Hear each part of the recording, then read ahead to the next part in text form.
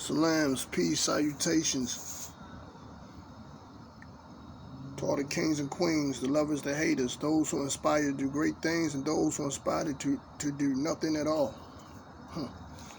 Yeah, part 4. I already gave you guys the backstory of what happened.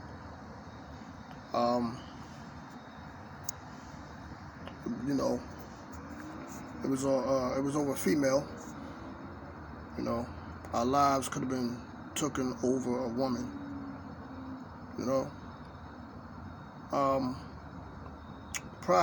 after that, they've been watching us for like 3 weeks, right? But I only caught wind of it like a few days into those weeks. And I'll let you know in the story down the line how I knew they was watching us for 3 weeks, because they told us they was watching us for 3 weeks. Our movements, in and out, when we leave, who we bring in, who we bring out. They did their homework on us, right? Cool.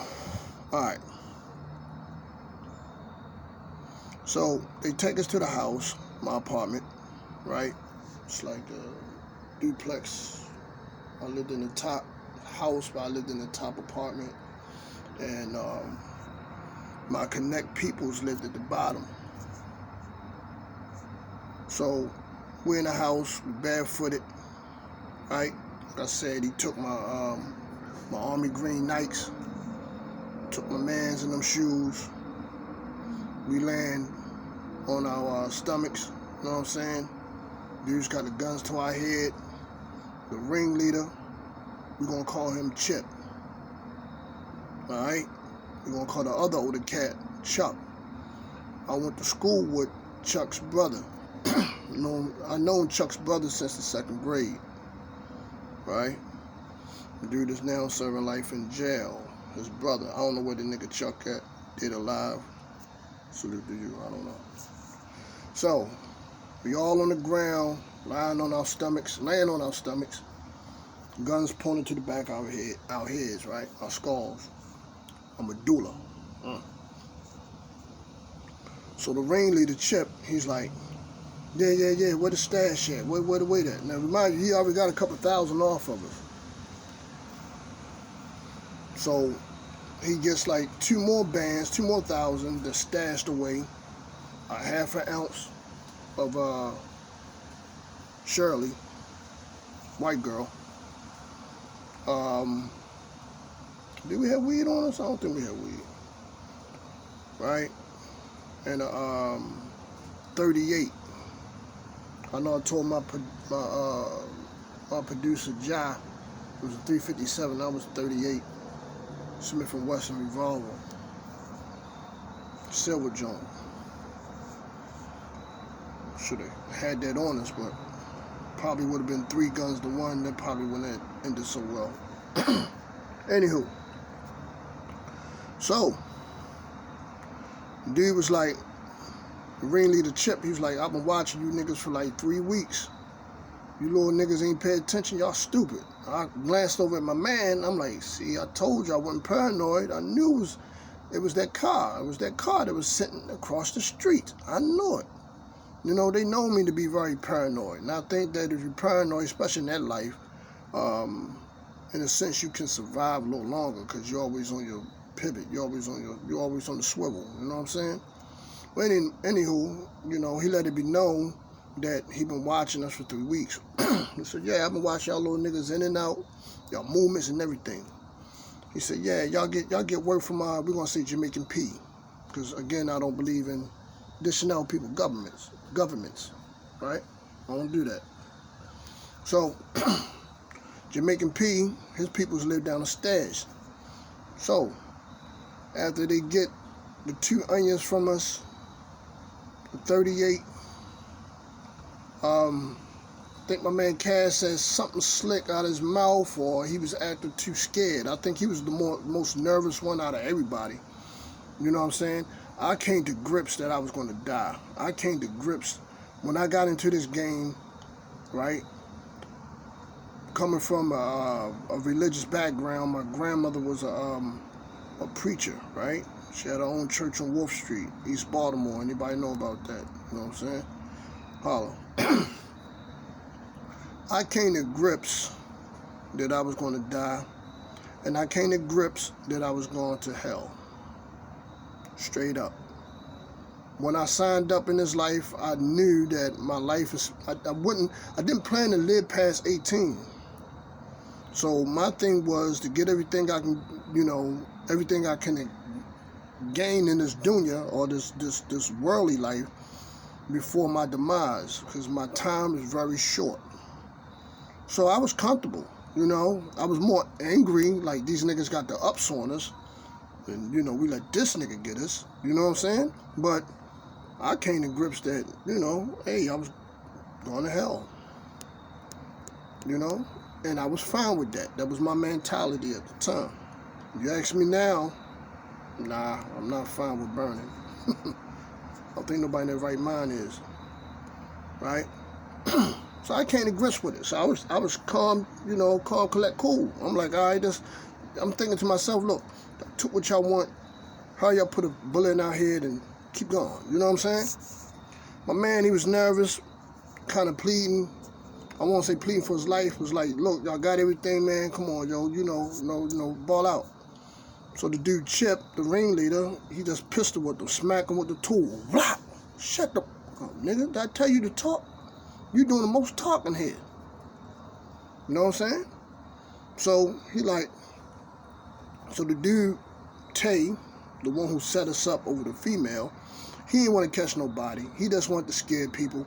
He wanted to scare us, let him know, show us his arm, what he can do to us, whatever the case may be. He didn't want to catch nobody. He was good, knowing that we got robbed, our tennis shoes were taken from us, we was walking barefooted through the streets. The humiliation was good enough for him. You know what I'm saying?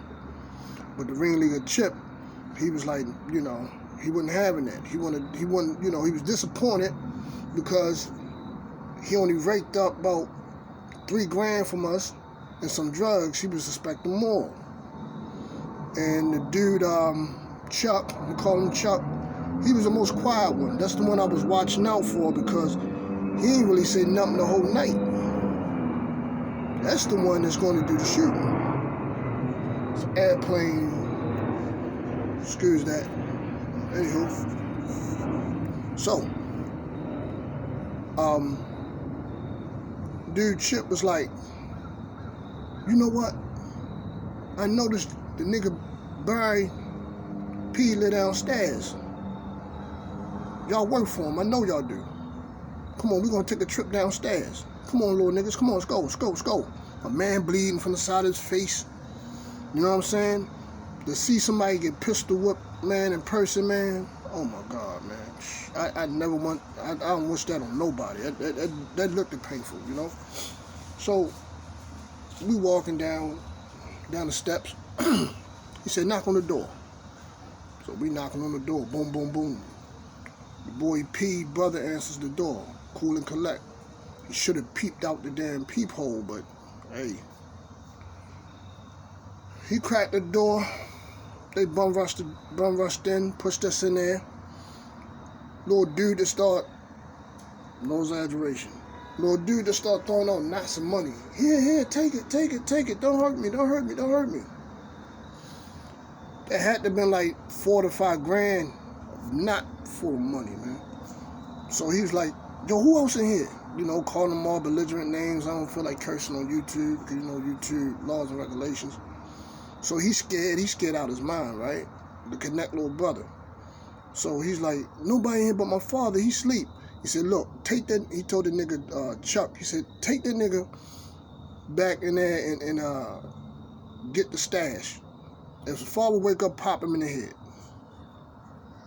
Chuck ain't say nothing the whole night, so I'm thinking hey, I won't be surprised if I hear bang. Take Shorty back there. They come back with 2 pounds of weed, some more money. He said, all right, niggas, y'all pile up on the floor. So, from what I understand, you getting robbed and they tell you pile up on the floor, they just gonna unload on you. Bang, bang, bang, bang, It's death time. So everybody rushing to get at the bottom. Like that's gonna make a difference, you know what I'm saying?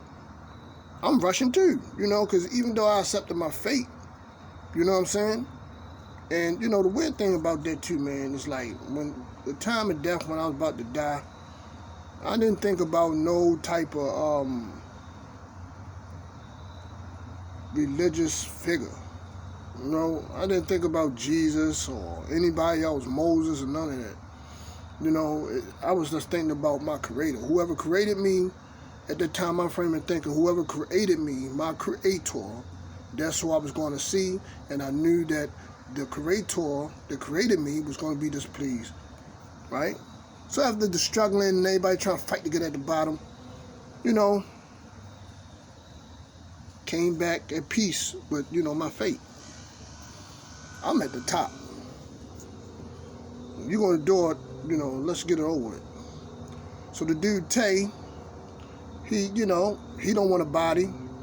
Like I say, he's content.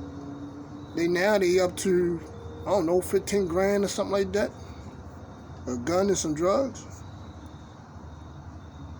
Nah, man, nah. Ain't, you know, ain't gotta be like that. So he, you know, the dude Chip, he turned to the dude Tay like, you bitching up on me now, nigga? Excuse my French. You know, you being up on me now, nigga? You told me you was gonna do this. You know, blah, blah, whoop the whoop. Then my man Dirk got wise and was like, we got some more in the stash house. We got some more at my man Cash house. Now, remind you, Cash lived with his mother. So Cash looking at him like, yo, why you say that, man? You just put my mother's life in jeopardy. But that brought us more time because due to Tay not wanting that body on his hand, them bodies on his hand, and was content and really didn't want to go through with it, that was a smart move.